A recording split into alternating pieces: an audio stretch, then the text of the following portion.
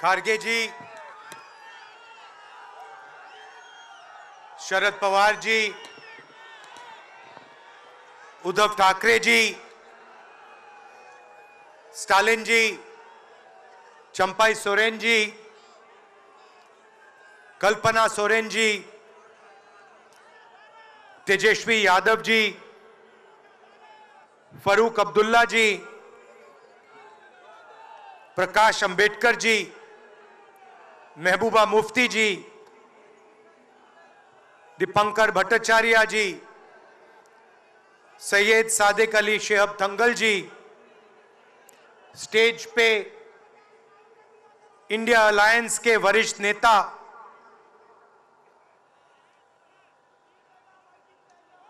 Honourable CWC members, Congress और गठबंधन के प्यारे कार्यकर्ता,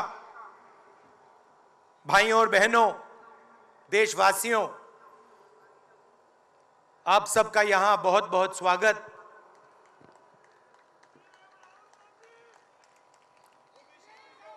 पिछले साल कन्याकुमारी से कश्मीर तक हमने यात्रा की।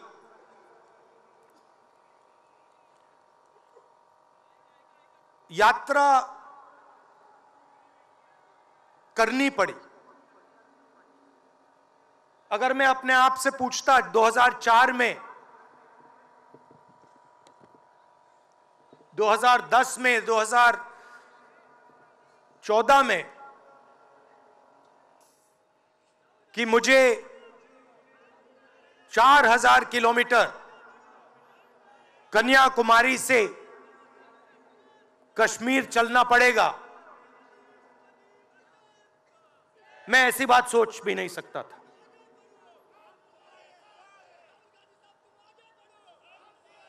ये यात्रा, शांत हो जाएं, ये यात्रा हमें क्यों करनी पड़ी? क्योंकि देश का जो कम्युनिकेशन का सिस्टम है, चाहे वो मीडिया हो, सोशल मीडिया हो, वो आज देश के हाथ में नहीं है। जनता के जो मुद्दे हैं, बेरोजगारी, हिंसा, नफरत, महंगाई, किसानों के मुद्दे, अग्निवीर के मुद्दे, जवानों के मुद्दे, वो मुद्दे आपको मीडिया में नहीं दिखाई देंगे। तो हमने ये यात्रा करनी पड़ी क्योंकि और कोई चारा नहीं था। देश के ध्यान को पकड़ने के लिए विपक्ष को 4000 किलोमीटर, और सिर्फ राहुल गांधी नहीं चला, यह गलतफहमी में मत रहिए कि ये राहुल गांधी चला है।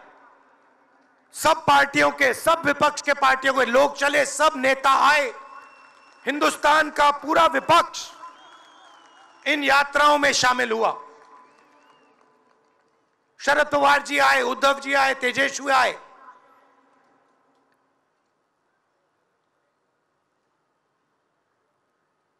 सोशल मीडिया में भी आप गलतफहमी में मत रहिए। किसी ने कहा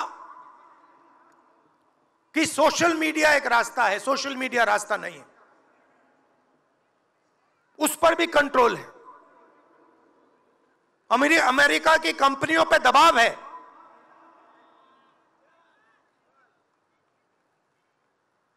तो काफी डिस्कशन होता है कि हम बीजेपी से लड़ रहे हैं।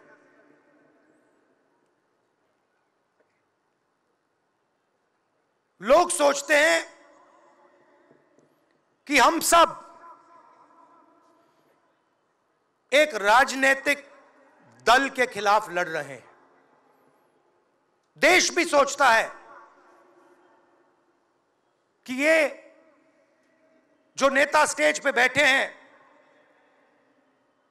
अलग अलग पॉलिटिकल पार्टी से हैं, ये एक राजनीतिक पार्टी से लड़ रहे हैं। ये सच नहीं है, ये गलत है। हम राजनीतिक पार्टी से नहीं लड़ रहे हैं और यह समझने की जरूरत है। हिंदुस्तान के युवाओं को यह बात समझनी होगी। कोई और कहता है ये सब लोग एक व्यक्ति के खिलाफ लड़ रहे हैं, नरेंद्र मोदी के खिलाफ लड़ रहे हैं। नहीं, हम एक व्यक्ति के खिलाफ भी नहीं लड़ रहे हैं, ना हम बीजेपी के खिलाफ लड़ रहे हैं, ना हम एक व्यक्ति के खिलाफ लड़ रहे हैं। एक व्यक्ति को चेहरा बनाकर ऊपर डाल रखा है।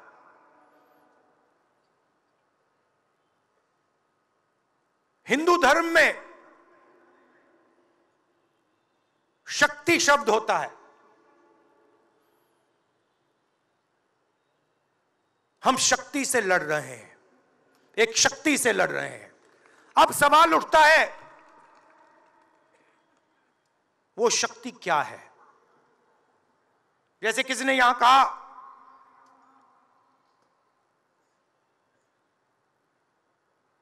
राजा की आत्मा ईवीएम में है। सही है, सही है। राजा की आत्मा ईवीएम में है।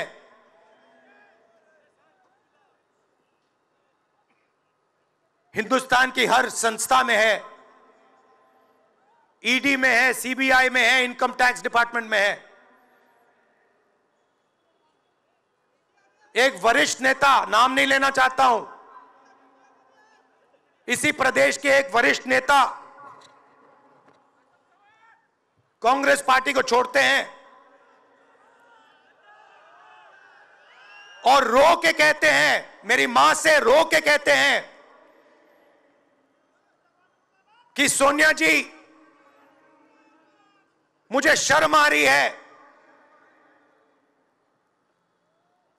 मेरे में इन लोगों से, इस शक्ति से लड़ने की हिम्मत नहीं है, मैं जेल नहीं जाना चाहता हूं। और ये एक नहीं है, ऐसे हजारों लोग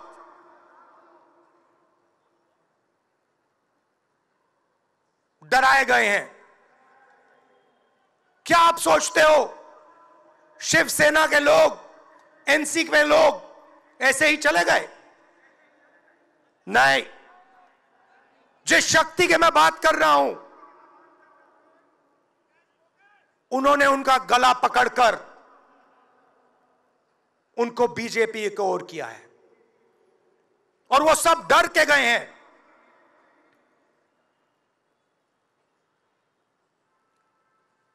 चार 4,000 किलोमीटर चला,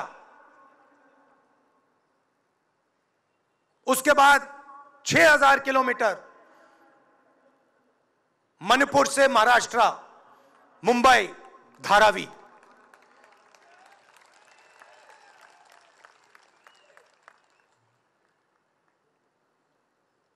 क्या मैंने देखा, क्या सुना, मैं आपको समझा नहीं सकता, शब्दों में नहीं बता सकता मैं आपको। बोल रहा हूं तो बात याद आई, मेरे पास एक युवा आता है, जीप पर कूदता है, सिक्योरिटी वाले उसको मारते हैं, दबाकर मारते हैं, तब भी वो आता है, हाथ पकड़ता है, आंख में आंसू, मुझे कहता है राहुल जी मैंने 3 साल हर रोज सुबह रनिंग की, पुलअप्स की, पुशअप की, दंड बैठक, सब कुछ मैंने किया। मेरे दिल में देशभक्ति थी। मैं चाहता था कि मैं लद्दाख में जाकर, ठंड में जाकर, ठंड में कांपूं, देश के दुश्मनों के सामने कांपूं, और एक दिन अगर मौका बने तो उनकी गोली भी खाऊं। यह मैंने सोचा था। राहुल जी, अग्निवीर लागू कर दिया। मेरे देश ने मुझे धोखा दिया है। नहीं, तुम्हारे देश ने तुम्हें धोखा नहीं दिया, तुम्हारी सेना ने तुम्हें धोखा नहीं दिया, उसी शक्ति ने तुम्हें धोखा दिया है। नरेंद्र मोदी भाइयों और बहनों सिर्फ मास्क है, मुखौटा है। जैसे ये बॉलीवुड के एक्टर हैं, उनको रोल दिया गया है कि भैया आज सुबह आपको यह करना है, कल आपको यह बोलना है, परसों आप यह करोगे, सुबह उठ के समुद्र के नीचे जाओ, चलो सी प्लेन में उड़ो। 56 इंच की छाती नहीं है, खोखला व्यक्ति है।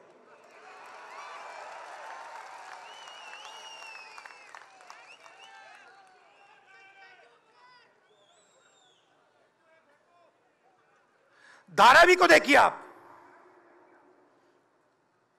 मुझसे पूछा गया कि ये जो यात्रा होगी कहां से कहां होगी। मैंने सोचा, एक बात क्लियर थी, मणिपुर से शुरू होगी। क्यों? वहां पे इसी शक्ति ने सिविल वॉर का माहौल बना रखा है। भाई भाई को मार रहा है, गोली मार रहे हैं, तो शुरुआत तो वहां से होगी। और फिर मैंने सोचा, अगर हिंदुस्तान को नया विजन देना है तो यात्रा धारावी में खत्म होगी। यह हुनर का कैपिटल है, हिंदुस्तान के टैलेंट का, स्किल का, हुनर का कैपिटल है। और इनको यहीं से, मुंबई से, इनके घरों से वही शक्ति इनको उठाकर बाहर फेंक रही है।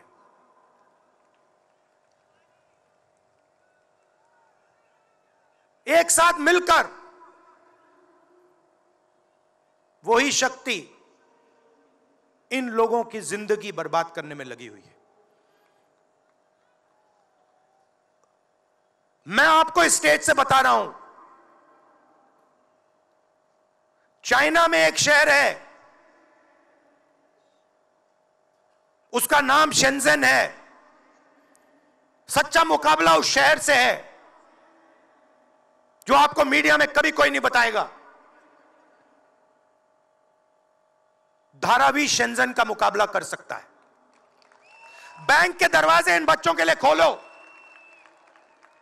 इन बच्चों को सरकार की मदद करो, और फिर देखो ये शेंजन का क्या करते हैं।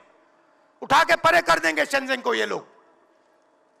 Made in Mumbai, made in Dharavi, made in China को उड़ा के हटा देगा, परे कर देगा। मगर नहीं, 22 लोग हैं यहां पे,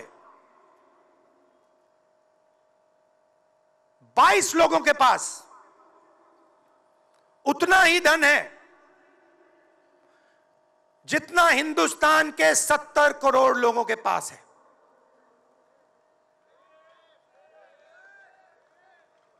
हिंदुस्तान में इंटरनेशनल एयरपोर्ट खुलवाने के लिए साल लग जाते हैं। 10 दिन में शादी के लिए इंटरनेशनल एयरपोर्ट खुल जाता है।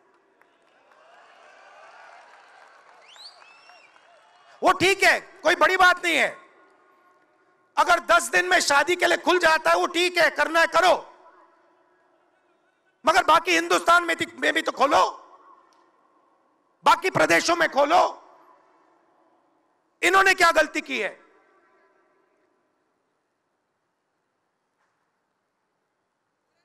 पचास 50% हिंदुस्तान की आबादी पिछड़े वर्ग की है, 15% दलित, 8% आदिवासी, 15% माइनॉरिटी, 5% 7% गरीब जनरल कास्ट के लोग। मीडिया के मालिकों की लिस्ट निकालिए, नाम दिखा दीजिए मुझे।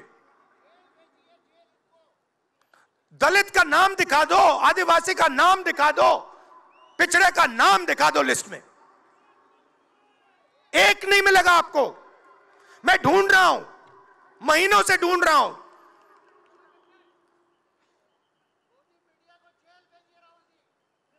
इनकी गलती नहीं है बेचारों की। जैसे मोदी जी मुखौटे हैं, जैसे उनका रिमोट कंट्रोल इनका भी है।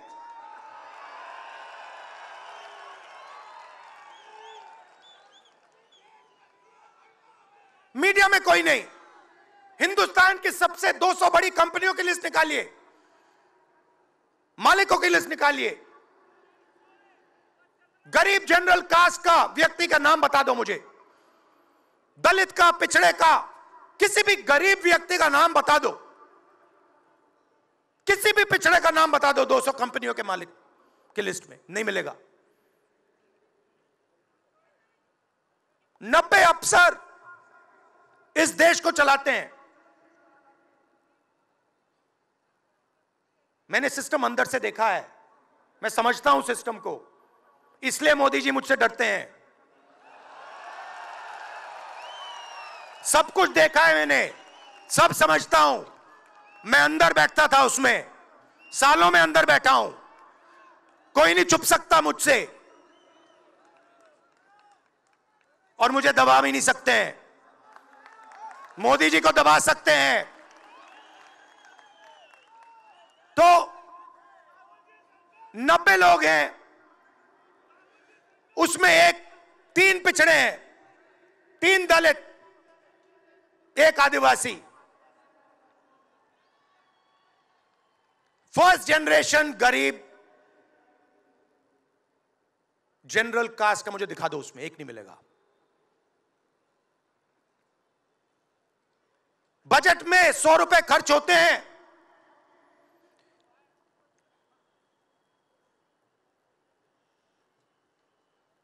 पिछड़े, दलित, आदिवासी सबको मिला दो, 6 रुपए का निर्णय लेते हैं। पॉलिसी कहां बनती है? पॉलिसी ये 90 लोग बनाते हैं, उसमें 200-300 और जोड़ दो।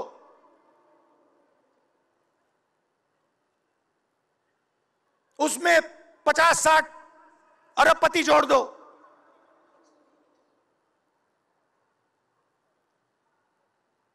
यह है सच्ची शक्ति जो हिंदुस्तान को चला रहा है। और इससे आप कोई नहीं बचेगा, आप में से कोई नहीं बचने वाला। यहां किसी ने ईवीएम की बात की, मैं आपको बता रहा हूं, ईवीएम के बिना नरेंद्र मोदी चुनाव नहीं जीत सकता है। इलेक्शन कमीशन से हमने कहा कि एक काम कीजिए, विपक्ष की पार्टी को ये मशीनें दिखा दीजिए, खोल के हमें दिखा दीजिए ये कैसे चलती हैं, हमारे एक्सपर्ट्स को दिखा दीजिए। इलेक्शन कमीशन नहीं दिखाता। फिर हमने कहा देखिए, इसमें से कागज निकलता है, वोट मशीन में नहीं है, वोट कागज में है। ठीक है, आप मशीन चलाइए, मगर कागज की भी गिनती कर दीजिए। इलेक्शन कमीशन कहता है नहीं, कागज की गिनती नहीं होगी। क्यों नहीं होगी? कैसे नहीं होगी? सिस्टम नहीं चाहता कि ईवीएम की गिनती हो जाए। क्यों? क्योंकि यह सिस्टम आपके धन को चोरी करने का सिस्टम है। यह आप लोग जीएसटी देते हो, उतनी ही जीएसटी देते हो जितना अदानी देता है। 18% शर्ट पे देते हो, उतनी वो देता है। उसकी आमदनी लाखों करोड़ रुपए, आपकी 50,000 रुपए। और फिर देखो पैसा कहां जाता है। कोई भी स्कीम देख लो, फसल बीमा योजना देखो, 35,000 करोड़ रुपए 16 कंपनियों को जाता है। उसमें आपको एक दलित नहीं मिलेगा, एक पिछड़ा नहीं मिलेगा, एक गरीब नहीं मिलेगा। कानून ये 90 लोग बनाते हैं। पैसा जाता है 16 कंपनियों में। और जब हमारे किसान कहते हैं ओला गिर गया, बारिश हो गई, बर्बाद हो गए, वो कहते हैं भैया नहीं, तुम्हें मुआवजा नहीं मिलेगा, ये तुम्हारा है ही नहीं, तुम्हें कैसे मिलेगा, मर जाओ जाके। नरेंद्र मोदी जी का काम आपके ध्यान को भटकाने का है।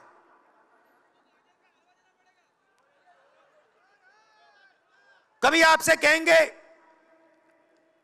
देखो देखो चाइना की ओर देखो, पाकिस्तान की ओर देखो। कभी मोबाइल फोन की लाइट ऑन कर देंगे, थाली बजाओ।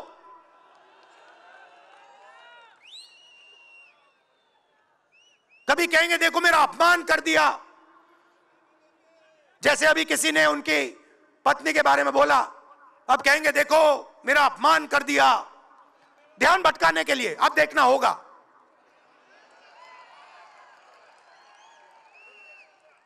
मगर यात्रा में यह सब साफ दिख जाता है, दर्द दिख जाता है, दुख दिख जाता है।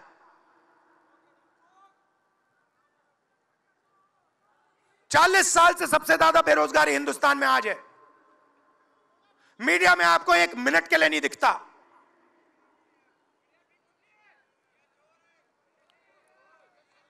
मोबाइल फोन आप देखते हो, चाइना का मोबाइल फोन, शर्ट खरीदते हो, चाइना की शर्ट, जूते खरीदते हो, चाइना के जूते। चाइना के युवा को फायदा हो रहा है, और किसको फायदा हो रहा है? और किसको फायदा हो रहा है? यह आपने कभी पूछा अपने आप से? जब चाइना का यहां माल बिकता है, सिर्फ चाइना को फायदा नहीं होता, हिंदुस्तान के अरबपतियों को भी फायदा होता है भाई और बहनों। इसलिए धारावी को कभी उठने नहीं देंगे। इसलिए धारावी को यह सरकार कभी सपोर्ट नहीं दे सकती।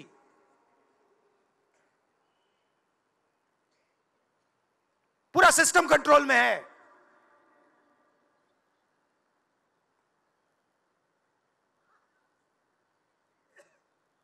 जब इनकी पहले सरकार आई, मैं आपको दिल की बात बताता हूं, पहले इनकी सरकार आई, अरुण जेटली मेरे पास आते हैं, कमरे में बैठते हैं और मुझे कहते हैं राहुल, ये जो लैंड एक्विजिशन का मामला है,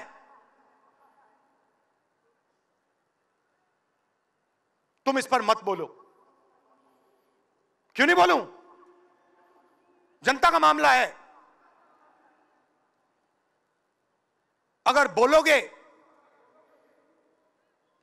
तो तुम्हारे ऊपर हम केस लगाएंगे। लगाओ केस, मुझे कोई फर्क नहीं पड़ता। क्या कर लोगे मेरा? ईडी वाले आए, 50 घंटे बैठा दिया।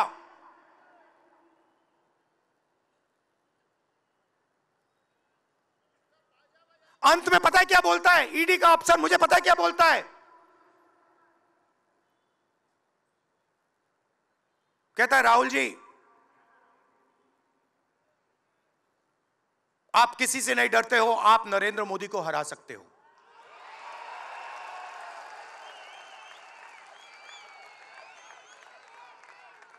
ईडी का अफसर बोलता है मुझे।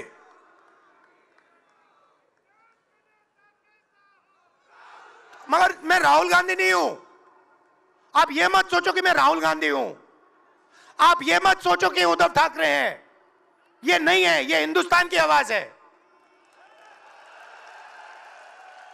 आप देखिए, हर प्रदेश से यहां लोग बैठे हैं। हर व्यक्ति ने अपनी यहां बात रखी। स्टालिन जी ने अपनी बात रखी, सोरेन जी ने अपनी बात रखी। ये हिंदुस्तान बोल रहा है।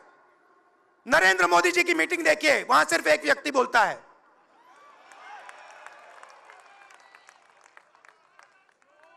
गडकरी जी परे हो जाते हैं, माला के बाहर निकाल देते हैं उनको। इसलिए हमने इसको इंडिया गठबंधन नाम दिया है। ये हिंदुस्तान की रक्षा कर रहा है। ये सब लोग डरे नहीं हैं।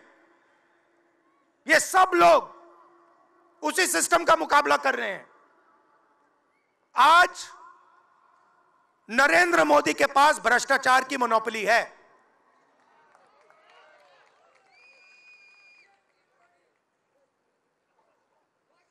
इलेक्टोरल बॉन्ड्स का सिस्टम निकाला। मैं आपको समझाता हूं। यहां पे जो छोटे छोटे सड़कों पे ना एक्सटॉर्शन चलता है, हफ्तेबाजी चलती है ना, वो नेशनल लेवल पे कर रहे हैं ये लोग। मैं बता देता हूं, 4 तरीके की हो रही है। एक, पहले ये कॉन्ट्रैक्ट देते हैं, सरकार कॉन्ट्रैक्ट देगी और सीधा परसेंटेज लेगी। इलेक्टोरल बॉन्ड देख लीजिए, उसमें साफ है। कंपनी को कॉन्ट्रैक्ट मिलता है, उसके एकदम बाद वो बीजेपी को हफ्ता देना शुरू कर देती है। दूसरा, सीधा एक्सटॉर्शन। ईडी सीबीआई भेज देंगे। जैसे यहां पे मुंबई का एयरपोर्ट इनको चाहिए था, ईडी सीबीआई भेजी, एयरपोर्ट किसी और को पकड़ा दिया। सीधा एक्सटॉर्शन। तीसरा, शेल कंपनी। जैसे यहां भी किसी ने कहा, अंबेडकर जी ने कहा, कंपनी की प्रॉफिट ही नहीं है और उससे ज्यादा पैसा वो बीजेपी को दे रही है। और चौथा, कॉन्ट्रैक्ट देने के पहले पैसा दो, कॉन्ट्रैक्ट लो। देखिए, मैं आपको एक बात कहता हूं, यहां मुंबई में किसी भी गुंडे को आप सीबीआई, ईडी और इनकम टैक्स पकड़ा दो, ठीक है? वो हो रहा है, वो ही हो रहा है। एक व्यक्ति ने इनको पकड़ रखा है, उनके पीछे एक और शक्ति है, वो कह रही है भैया आप देखो, हमें ये एयरपोर्ट चाहिए। आपका एयरपोर्ट मुंबई का एयरपोर्ट है ना, आपने तो देखा। सीबीआई की इंक्वायरी हुई और उसके एकदम बाद मुंबई एयरपोर्ट अदानी जी को मिल गया। तो मैं आपसे कह रहा हूं कि इससे आपका नुकसान हो रहा है। नोटबंदी की, जीएसटी लागू की, जो हिंदुस्तान का रोजगार का सिस्टम था उसको खत्म कर दिया। चाहते हैं कि यहां सिर्फ 20-25 कंपनियों का राज हो। चाहते हैं कि ये जब छोटा धंधा चलाते हैं, सब्जी बेचते हैं, छोटे छोटे दुकानें चलाते हैं, चाहते हैं कि ये सब खत्म हो जाए। और एक के बाद एक इनको खत्म कर रहे हैं। स्मॉल और मीडियम मैन्युफैक्चरिंग जो है उसको सबको खत्म कर रहे हैं। यही लोग तो चाइना का मुकाबला कर सकते हैं। जो स्मॉल और मीडियम इंडस्ट्री है वही तो चाइना का मुकाबला करेगी, वही तो देश को रोजगार देगी। उस नींव को उड़ा रहे हैं। और आपको खड़ा होना पड़ेगा। आपके बिना काम नहीं बनने वाला। आप हो भारत माता, आप सब भारत माता हो, और आपकी जिम्मेदारी बनती है, हमारी जिम्मेदारी है, मगर देश के युवाओं की भी जिम्मेदारी बनती है।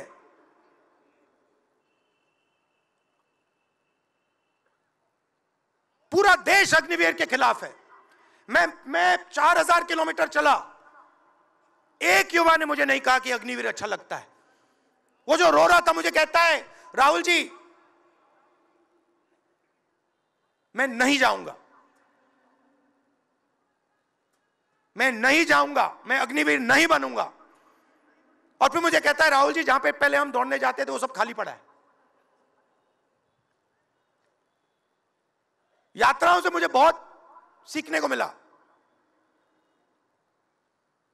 दर्द भी हुआ, चोट भी लगी,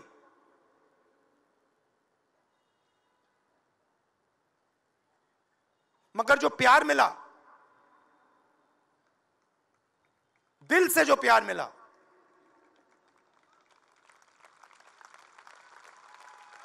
वो उसका कोई मुकाबला ही नहीं है। मैं बता ही नहीं, समझा नहीं सकता आपको। और जो भी आप मुझसे करवाना चाहो, जहां भी आप मुझे बुलाना चाहो, मैं आपके लिए और इस देश के लिए हाजिर हूं। यह नफरत का देश नहीं है, यह मोहब्बत का देश है। नफरत जानबूझ के फैलाई जा रही है। नफरत इसलिए फैलाई जा रही है कि आप अपना ध्यान इधर उधर करो और आपके जेब में से आपका पैसा लूटा जाए, छीना जाए।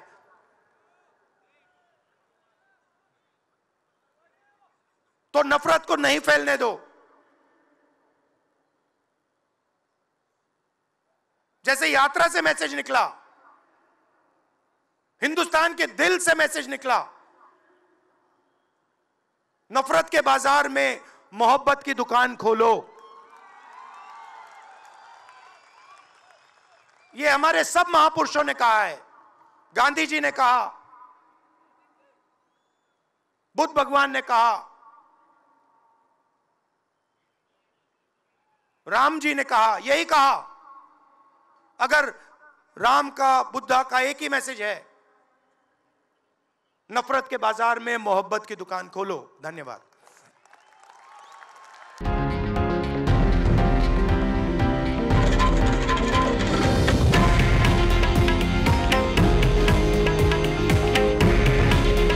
हे आहे देशातील नंबर 1 न्यूज नेटवर्क आणि आपण पाहत आहात TV9 मराठी। काळजी तुमची, हित महाराष्ट्राचं।